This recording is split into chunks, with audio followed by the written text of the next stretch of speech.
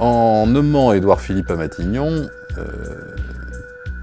Emmanuel Macron lance une véritable OPA, une offre publique d'achat sur une grande partie de la droite.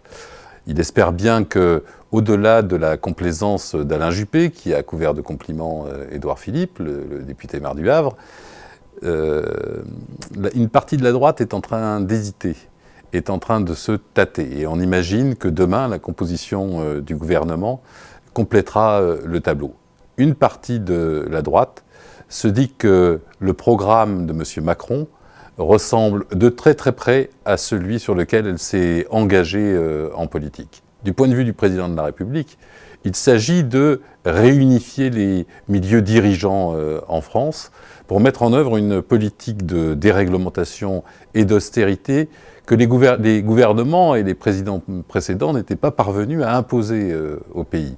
Là, en additionnant une partie de la gauche, acquise depuis longtemps au libéralisme, une partie de la droite, acquise à un libéralisme culturel et très profondément empreinte d'un libéralisme économique, Emmanuel Macron pense avoir les forces pour casser le code du travail, c'est son projet et son programme de l'été.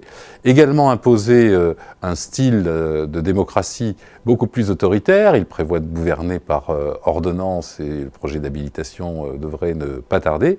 Et puis mettre en place une politique de réduction des dépenses publiques, de diminution du nombre des fonctionnaires et plus généralement d'ubérisation de la société, adapter finalement le travail et les salariés français à de nouvelles exigences économiques promues par le grand capital.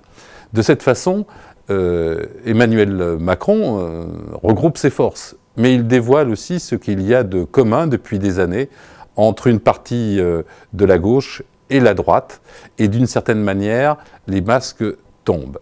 C'est un risque, c'est un péril. Il n'y a plus entre cette partie de la droite et cette partie de la gauche de véritables points de désaccord. Il ne s'agit plus d'un jeu de rôle, le jeu de rôle serait le même. C'est effectivement pour cette raison qu'à l'Assemblée nationale, dans le mois qui vient, il est important de porter des députés qui seront des députés de résistance à ces projets, d'affirmation de valeurs d'une gauche authentique, d'une gauche combative, qui remettent le progrès social et humain au centre des préoccupations et non pas la nécessité de faire de l'argent à profusion comme voudraient les grands groupes du CAC 40. De cette façon, je dirais que les Français ont la possibilité, ils ont des exemples avec les députés Front de gauche et communistes qui ont, pendant la législature précédente, bataillé contre la loi El Khomri et qui ont contribué à faire qu'elle ne soit pas un chemin pavé de roses, j'allais dire, pour le gouvernement précédent. Les échéances ne vont pas tarder et celle des élections législatives est la première.